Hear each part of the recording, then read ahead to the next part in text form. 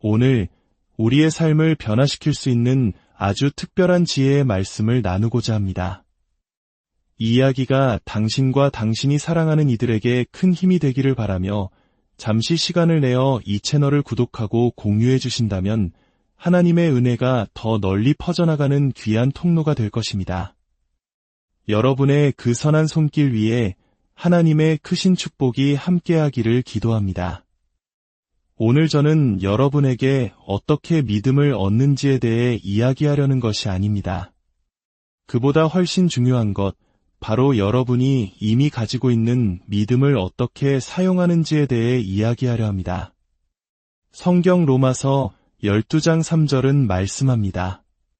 하나님께서 각 사람에게 나누어 주신 믿음의 분량대로 지혜롭게 생각하라. 이 말씀을 통해 우리는 깨닫게 됩니다. 믿음은 우리가 어딘가에서 애써서 구해와야 하는 것이 아니라는 사실을 말입니다. 믿음은 이미 하나님께서 우리 각자에게 선물로 주신 것입니다. 하지만 문제는 우리 안에 이미 존재하는 이 강력한 선물을 어떻게 사용해야 하는지, 언제, 그리고 어떤 방식으로 그 힘을 발휘해야 하는지를 배워야 한다는 것입니다. 저는 수많은 사람들과 만나고 그들의 삶을 들여다보면서 한 가지 공통점을 발견했습니다. 대부분의 사람들이 자신의 안에 얼마나 큰 믿음이 잠자고 있는지조차 인지하지 못하고 있다는 사실입니다. 그리고 설령 믿음이 있다는 것을 안다 하더라도 그 믿음을 어떻게 세상 밖으로 풀어놓아 하나님의 기적을 체험할 수 있는지 정확한 방법을 모른다는 것입니다. 마치 짙은 안개 속을 걷는 것처럼 많은 이들이 자신의 믿음에 대해 막연하고 흐릿한 이해만을 가지고 있습니다. 한 번은 기도 모임에서 한 분을 위해 간절히 기도하고 있었습니다. 그때 그분이 제게 이렇게 말했습니다.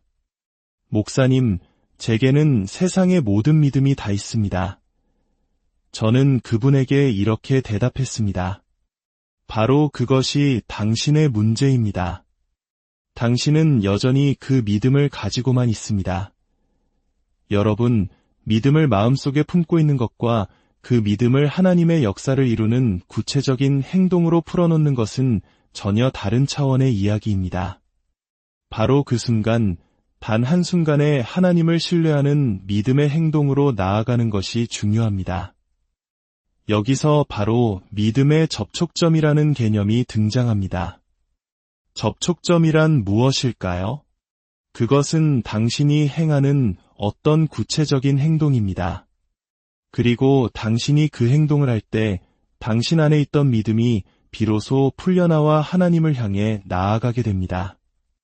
믿음의 접촉점은 손에 잡히는 것처럼 실제적인 것이며 하나님의 위대한 약속들을 받기 위해 우리가 취하는 행동입니다. 하나님께서 거룩한 성경에 기록해두신 그 모든 약속들을 말입니다. 하나님께서 우리에게 믿음을 주신 이유가 바로 여기에 있습니다. 하나님의 약속을 받고 그분이 주신 것들을 그분의 영광을 위해 사용하도록 하기 위함입니다. 만약 하나님께서 우리에게 특정한 축복이나 능력, 권세를 약속하셨는데 우리가 그것을 얻기 위한 무기, 즉 믿음을 사용하지 않는다면 우리는 그 약속에 대해 전혀 들어보지 못한 사람과 다를 바가 없습니다. 하나님은 우리에게 믿음을 주셨고 또한 그 믿음을 어떻게 사용해야 하는지도 보여주셨습니다. 오늘 제가 여러분과 나누고 싶은 이야기가 바로 이것입니다. 당신의 믿음을 위한 접촉점.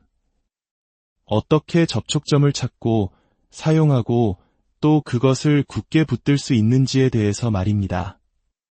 때로는 기도 후에 찾아오는 부정적인 생각과 의심의 순간들 속에서도 흔들리지 않도록 우리를 지켜줄 그 무엇에 대해서 말입니다.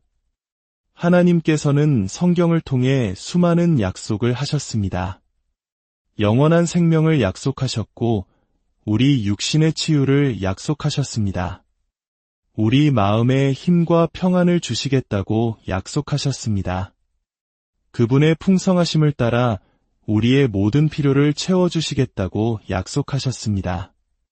언제나 우리와 함께 하시며 그분의 영광을 위해 우리를 사용하시고 우리의 삶을 가치 있게 만들며 우리가 이 땅에서 사명을 완수하도록 돕겠다고 약속하셨습니다.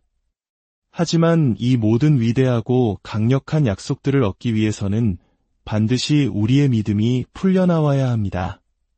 그리고 우리의 믿음을 풀어놓기 위해 우리에게는 보통 믿음의 접촉점이 필요합니다.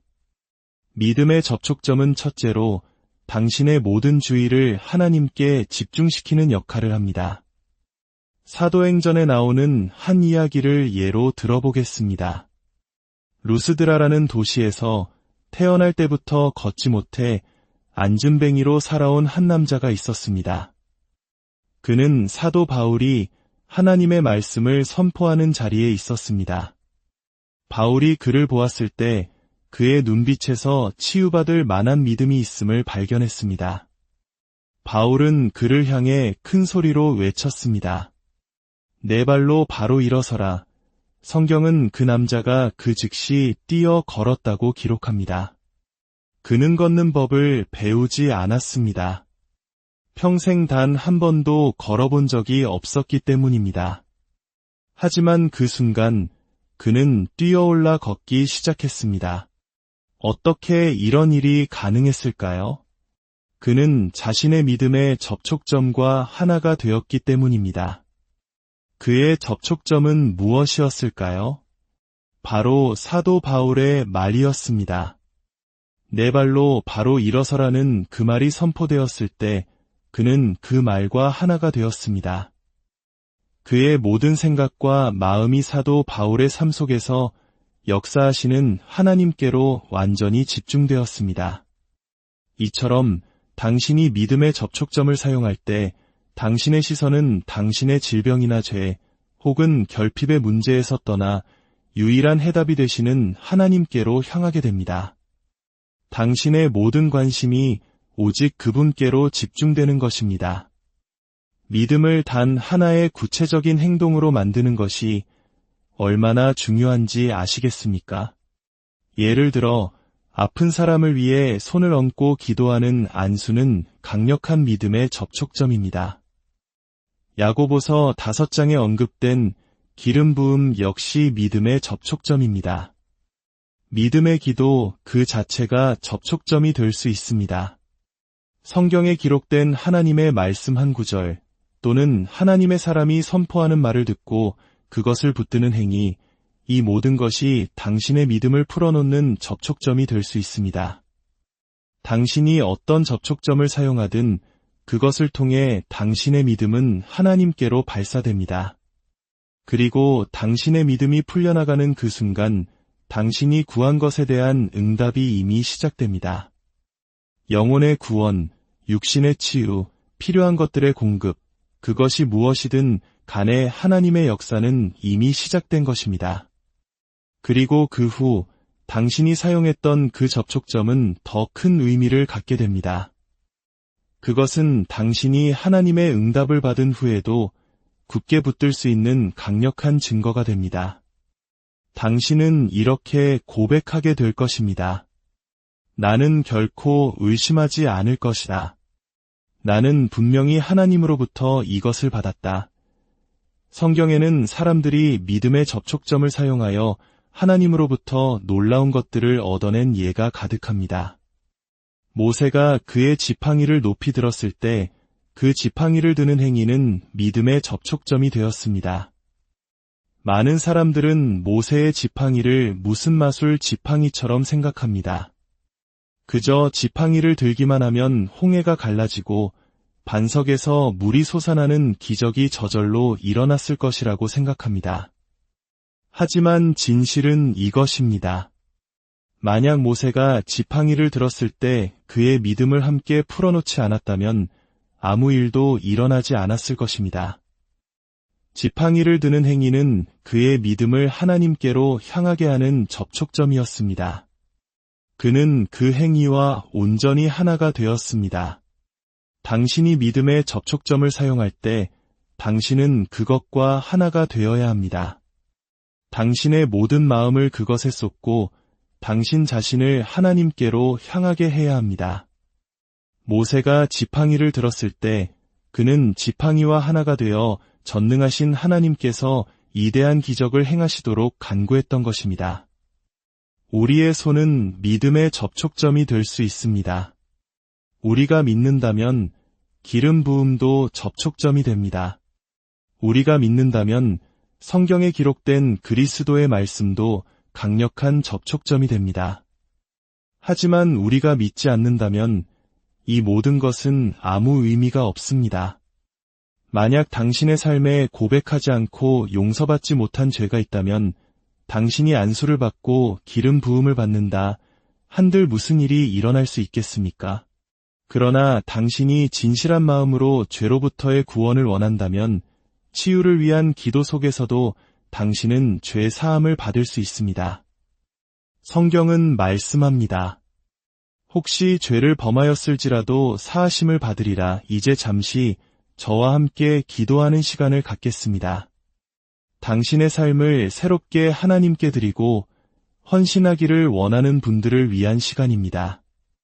지금 있는 그 자리에서 조용히 두 손을 모으고 저를 따라 기도해 주십시오. 오, 주님, 저의 삶을 주님께 바칩니다. 주님의 사랑의 손에 온전히 내어드립니다. 제 힘으로는 제 삶을 이끌어갈 수 없음을 고백합니다. 이제 예수 그리스도께서 제 삶의 주인이 되어 주시옵소서. 저의 모든 걸음을 인도하여 주시고 제가 영원히 주님을 섬기며 살게 하옵소서.